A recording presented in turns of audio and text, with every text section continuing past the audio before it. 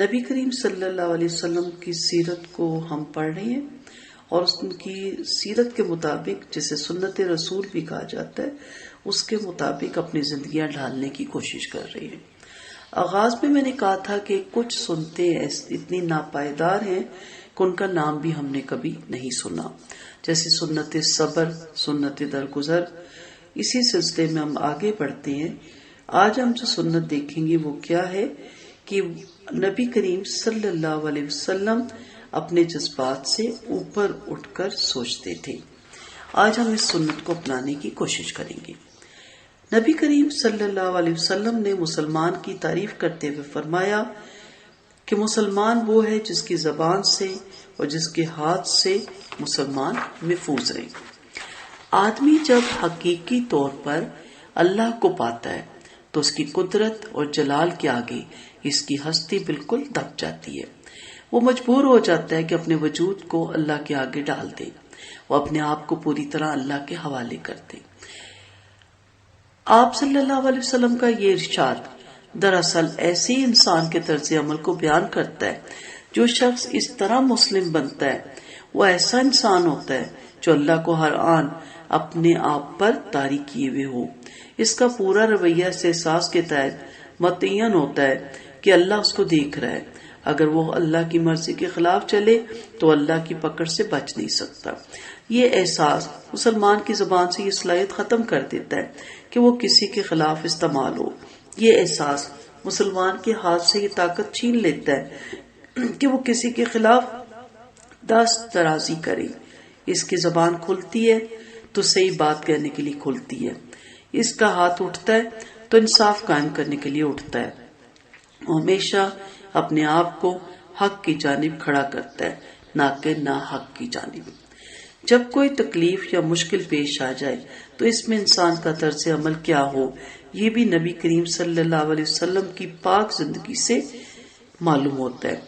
حضرت عائشہ رضی اللہ عنہا بیان کرتی ہیں کہ انہوں نے حضرت محمد صلی اللہ علیہ وسلم سے کہا کہ آپ کی زندگی میں کوئی ایسا دن آیا جو جنگ احد سے بھی زیادہ سخت ہو؟ تو آپ صلی اللہ علیہ وسلم نے فرمایا، تمہاری قوم سے مجھ کو بہت دکھ پہنچا، اور اس کی طرف سے جو سب سے زیادہ شدید مجھے دکھ پہنچا وہ عقبہ طائف کے دن تھا، جب میں نے اپنے پیغام کو اس قوم کے سامنے پیش کیا، انہوں نے قبول نہیں کیا اور نہ ہی مجھے پناہ میں رکھنا منظور کیا۔ میں وہاں سے چلا اور بہت تکلیف اور غم میں نڈال تھا، یہاں تک کہ میں نے ایک جگہ پہ پناہ لی۔ میں نے سر اٹھایا تو اچانک میں نے پایا کہ ایک بادل میرے اوپر سایہ کیے ہوئے۔ میں نے دیکھا تو اس میں جبرائیل علیہ السلام تھے۔ انہوں نے مجھے پکارا اور کہا، اللہ نے اس قول کو سنا جو آپ کی قوم نے آپ سے کہا اور جس طرح انہوں نے آپ کی بات کا جواب دیا۔ اللہ نے پہاڑوں کے فرشتوں کا آپ کے پاس بھیجا ہے تاکہ قوم کے بارے میں جو کچھ آپ چاہتے ہیں اس کا حکم اسے دے دیں۔ اس کے بعد پہاڑوں کے فرشتوں نے مجھے پکارا، مجھے سلام کیا اور کہا، اے محمد صلی اللہ علیہ وسلم، اللہ نے آپ کے بارے میں آپ کی قوم کے کلام کو سنا۔ میں پہاڑوں کا فرشتہ ہوں، میرے رب نے مجھے آپ کے پاس بھیجا ہے تاکہ جو کچھ آپ چاہیں اس کا حکم مجھے دے دیں۔ پھر آپ کیا چاہتی ہیں؟ اگر آپ چاہیں میں چکی کے دو پارٹ کی طرح ان دونوں پہاڑوں کو ان کے اوپر کر دوں۔ آپ صلی اللہ علیہ وسلم نے فرمایا، نہیں، بلکہ مجھے امید ہے کہ ان کے سلب سے ایسا شخص پیدا ہوگا جو ایک اللہ کی عبادت کریں گے، ایسے شخص پیدا ہوں گے جو ایک اللہ کی عبادت کریں گے اور اس کے ساتھ کسی کو شریک نہیں کریں گے۔ اب اس واقعے سے نبی کریم صلی اللہ علیہ وسلم کا بہترین انداز اور طریقہ کار معلوم ہوتا ہے۔ وہ کیا ہے؟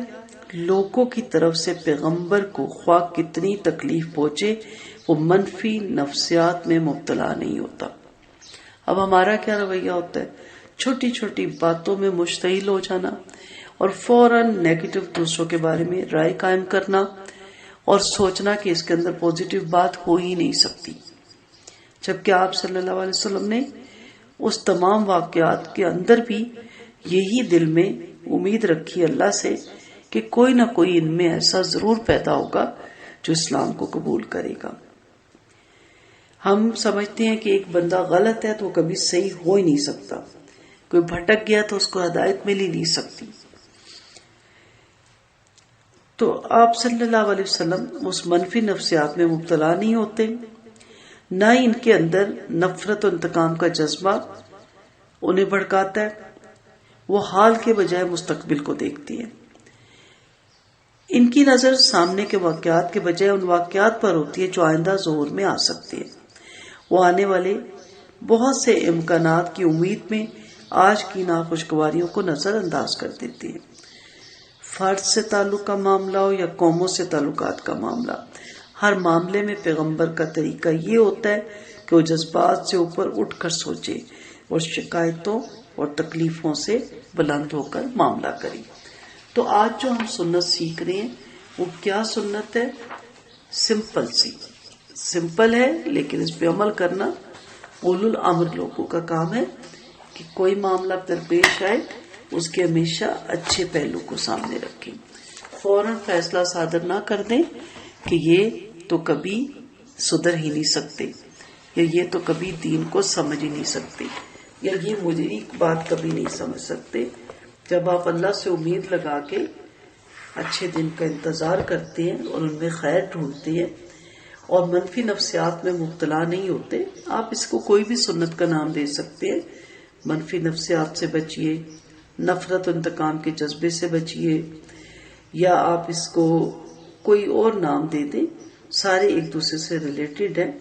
جذبات سے اوپر اٹھ کے سوچیے، شکایتوں اور تکلیفوں سے بلند ہو کر معاملہ کریں. یہ ساری سنتیں نبی کریم صلی اللہ علیہ وسلم کی ہیں. ان کو لکھ لیں. میں دوبارہ دہراتی ہوں، پوائنٹ کی صورت میں لکھیں. منفی نفسیات میں مبتلا نہ ہو، یہ سنت ہے. نفرت و انتقام کا جذبہ نہ آپ کے اندر بڑھ کے، یہ سنت ہے. حال کے بجائے مستقبل کو دیکھیے، یہ سنت ہے. سامنے کے واقعات کے بجائے آگے کے واقعات پہ نظر رکھیے، یہ سنت ہے. آئندہ بہتر امکان کی امید میں آج کی ناخوشگواریوں کو نظر انداز کیجیے، یہ سنت ہے. ہر معاملے میں جذبات سے اوپر اٹھ کر سوچیے، یہ سنت ہے. اور شکایتوں اور تکلیفوں سے بلند ہو کر معاملہ کیجیے، یہ سنت ہے. تو وہ باقی سنتیں بھی ضرور اپنائیں. روزمرہ کی جو ہم پڑھ رہے ہیں، آپ کی قولی، فعلی، عملی، علمی، خلقی، خلقی سنت زائد سب اپنائیں، کیونکہ وہ آئے اس لیے تھے کہ ایک بندہ مومن کو زندگی گزارنے کا طریقہ سکھائیں. لیکن ان سنتوں پہ بھی خصوصی توجہ دیجیے تاکہ آپ ہر طرح کے ڈپریشن، فرسٹریشن، اریٹیشن، ان چیزوں سے محفوظ رہیں، اور بلڈ پریشر بھی کنٹرول رہے، اور انسان کا دماغ بھی کنٹرول میں رہے، اور اسی وقت اور صلاحیت کو ہم اچھے کاموں میں صرف کریں. وآخر دعوانا ان الحمد للہ رب العالمین.